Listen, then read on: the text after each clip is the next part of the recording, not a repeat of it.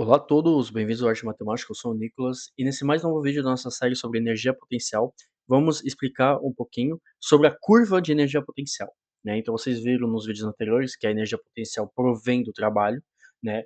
E que no caso a gente pode expressar uma energia potencial como uma função que depende de x, né? E toda vez que a gente tem uma função que depende de x, a gente gosta em física de traçar a curva, né, dessa função, né? Fazer o gráfico dessa função e verificar como ele se comporta e também explicar intuitivamente, lendo apenas o gráfico, várias propriedades sobre, no nosso caso, a energia potencial. Então esse vai ser o objetivo de hoje, tá? Então eu vou explicar a relação entre a energia potencial e a força, fazer uma curva de exemplo, o que a gente pode ler nessa curva de energia potencial, e depois um pequeno exercício usando uma curva simples, tá? Para vocês entenderem um pouquinho a noção e a vantagem que a gente tem sobre isso. Beleza? Então, primeiramente, a gente quer ter uma relação entre a energia potencial e uma força, né? Então, obviamente, a gente vai sair do que a gente sabe sobre energia potencial, né? Então, por definição dos últimos vídeos, você sabe que delta U de x, então a variação de energia potencial, obviamente aqui eu estou expressando ela em uma função que depende de x, então vai ser delta U de x, é igual a menos W, né? Então, a gente sabe que é o contrário do trabalho aqui, né? O inverso do trabalho, né? E você sabe que o trabalho é definido, né, se a gente fazer isso de uma maneira discreta, é uma soma, né, infinitesimal de forças, né? É a integral da força entre um ponto e outro vezes dx. Então a gente pode escrever o trabalho também como menos a força, que depende de x, f de x, vezes um ΔX, né? Isso daqui, obviamente, é uma forma discretizada. Aqui está numa forma variacional, né? Então, uma forma discretizada aqui, então tem que estar numa forma variacional, então uma forma discretizada também. Ok? Então aqui temos a nossa relação delta U de x igual a menos f de x delta x. Então, por enquanto, nenhum mistério, né? A gente só usufruiu da definição do trabalho. Ok? Só que agora a gente vai isolar f. Ok? A gente vai isolar f. Então aqui, isso implica, então, que f de x vai ser igual a menos delta U de x sobre, né, eu estou escrevendo meio torto, perdão, sobre delta de x. Né, então eu passei só o delta para o outro lado e passei o menos, ok? E agora a gente vai fazer essas somas infinitesimais tenderem a zero. Né? No caso, a gente vai transformar elas em somas infinitesimais. E o que acontece com o delta? Ele vai virar um elemento diferencial, vai virar o nosso d. Né? Então, nossa soma aqui, se a gente botar integral, isso daqui vira d de x, aqui vai virar um d também. Então, no caso, simplesmente, vamos ter a relação menos f de x, né? Isso daqui era para ser uma implicação, e aqui temos f de x, que vai ser igual a menos d de u de x, então vai ser a nossa derivada de u de x, de acordo com a posição. Então vai ser a derivada da energia potencial de acordo com a posição, então a posição de x. Ok? Então aqui temos a nossa definição de f de x, obviamente isso num movimento unidimensional, né, que aqui só depende de x, obviamente a gente pode estender essa definição para ter um delta, então poderia ser uma soma de f de x delta x mais delta y mais delta z, né, e depois a gente vai ter uma soma de derivadas, aí é uma noção mais em 3D, um pouquinho mais complicada, mas vocês entendem o princípio, ok? Então a força simplesmente é menos a derivada da energia potencial.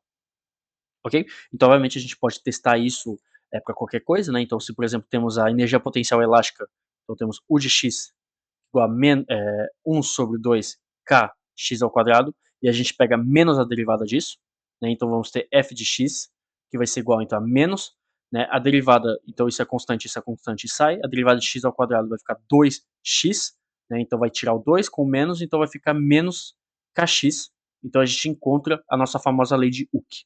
Ok? Então vocês entendem bem que funciona bem, né? Aqui a gente já tinha visto essa noção de força, a gente já viu a energia potencial elástica e vocês viram que a relação funciona bem.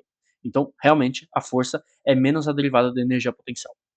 Então, por exemplo, se temos o nosso gráfico aqui da energia potencial, né? Então, obviamente, a gente expressa ela em joules de acordo com a posição x. A nossa força, de acordo com a definição matemática, é o menos, então, o negativo da taxa de variação da energia potencial.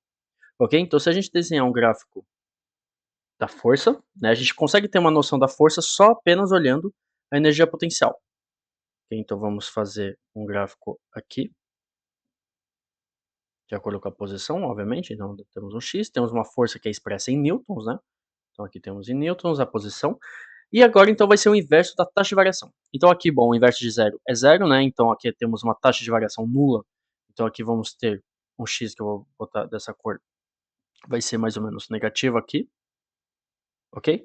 A partir do momento aqui temos uma taxa de variação negativa muito forte, então vamos aqui ter uma taxa de variação positiva super forte, então aqui a força ela vai aumentar bastante, ok? Até esse ponto aqui, até o ponto de transição, né? O ponto de transição passa a uma taxa de variação positiva forte, então aqui vai ter uma taxa de variação negativa forte também, então a força vai baixar aqui, ela pode atravessar até, pouco importa.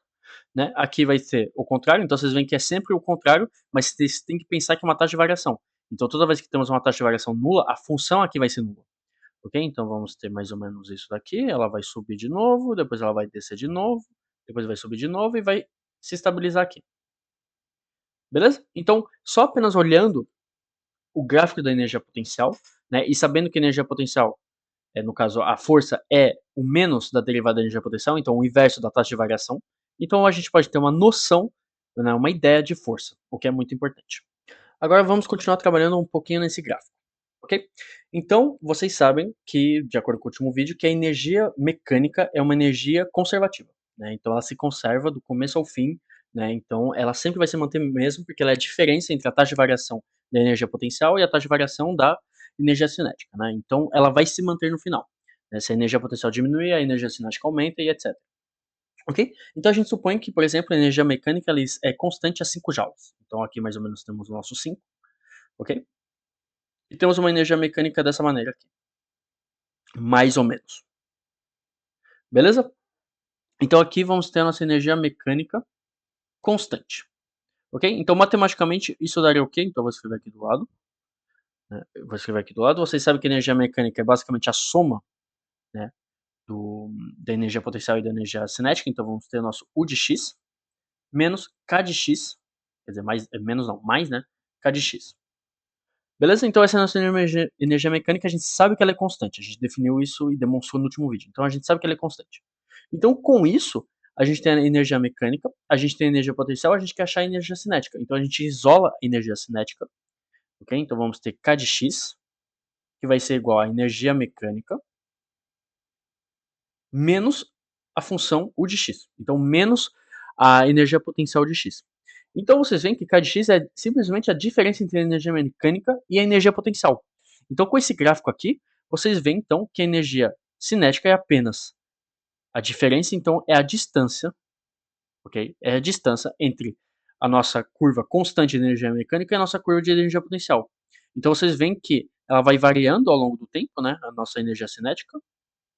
Então ela sempre vai ser essa diferença aqui, né? Ela sempre vai ser essa diferença aqui. Beleza? Então é muito interessante. É só vocês, se vocês querem achar em um ponto a energia cinética, é só vocês calcularem a distância entre a energia mecânica, que muitas vezes vocês podem calcular ou ela é dada, e a energia potencial, e vocês conseguem, apenas com essa distância, achar o nosso K de x. Beleza? Então vamos lá fazer um pequeno exercício que é dado com uma curva, obviamente com algumas outras informações a mais, né? Então o exercício ele diz que temos uma partícula, né, de massa 2 kg, ou seja, uma partícula bem grande, tá? Obviamente é um exercício de física para a gente aprender, ok? A gente sabe que ela tem 2 kg, a gente tem o gráfico da energia potencial, né? Então a gente tem energia potencial de 20 joules aqui, 7 joules, temos K1 e K2 que não são dados, mas a gente sabe calcular eles, e temos as nossas posições e uma energia mecânica constante de 16 joules. Ok? E a primeira pergunta, primeiro, né, é que a gente sabe que a partir de 6,5 metros a gente tem uma velocidade seguindo o eixo do x de menos 4 metros por segundo. Ou seja, uma norma de 4 metros por segundo de velocidade. Ok? E a gente quer, primeiramente, achar a velocidade em x1, então a velocidade nesse trecho aqui. Né, porque para depois a gente quer calcular K1. Então a gente quer achar a velocidade nesse trecho, então a nossa velocidade no nosso ponto 4,5. Ok? Então como que a gente faz isso? Obviamente a gente vai utilizar o que a gente tem como informação, né? A gente vai utilizar a energia cinética, ok? Então vocês sabem que em x, que é igual a 6,5 metros, a gente tem essa velocidade aqui, né? Então vocês sabem que a energia cinética, K0, vai ser igual a 1 sobre 2 m vezes v0 ao quadrado, ok? Então vai ficar 1 sobre 2 vezes 2 kg vezes 4 metros por segundo ao quadrado, né? Então isso daqui, depois de cálculo feito, vai ficar 16 joules. ok? Então aqui a diferença é 16 joules. A gente poderia saber porque a energia mecânica é dada em 16 joules. E como a diferença daqui até aqui de zero, a gente poderia adivinhar que é 16 joules. Né? Aqui eu demonstrei pelo cálculo, né? Mas vocês entendem bem que K0 é apenas a diferença aqui. Beleza? Então agora vamos achar K1. Né? Com K1 a gente vai conseguir isolar a velocidade. Porque K1 a gente tem a diferença a diferença entre a energia potencial e a energia mecânica. Né? Então vocês sabem que K1 vai ser igual a energia mecânica menos U1, beleza? Então vai ficar 16 menos 7, porque menos 7, porque aqui a energia potencial é constante e vale 7, então vai ficar menos 7. Então a gente sabe que K1 vai ser igual a 9 joules, ok? Então temos 9 joules, ora, a gente tem que K1 igual a 1 sobre 2 m V1 ao quadrado, então isso daqui implica que V1 igual a 2K1 dividido por m, tudo raiz, né, porque a gente isola tudo isso, então a gente acha que V1 vai ser igual a 3 metros por segundo, ok? Então, apenas com a energia cinética e utilizando o gráfico, a gente consegue adivinhar, né, adivinhar não, a gente consegue calcular que a velocidade nesse ponto aqui, né, então com a energia cinética é menor, né, então aqui obviamente a velocidade vai ser maior, a energia cinética menor vai ser igual a 3 metros por segundo. Agora a última pergunta que a gente pode é, querer avaliar seria, né, qual que seria a força que é exercida sobre essa partícula entre, por exemplo, 1,9 metros, então mais ou menos por aqui, né, e 4 metros. Então a gente quer estudar a força por aqui.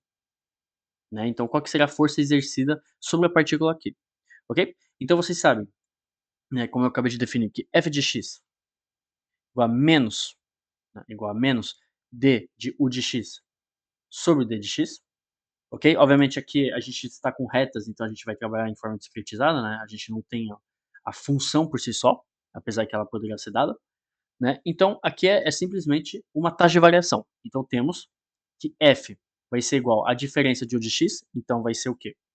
Então entre aqui, né, entre aqui e aqui vamos ter 20, então vai ter menos 20 menos 7, ok? Sobre 1 menos 4. Beleza? Então depois desse cálculo, então 20 menos 7 vai dar 13, né? 1 menos 4 vai ficar menos 3, então o menos com menos vai embora, então vai ficar 4, era para ser um 4, tá? 4,3 newtons.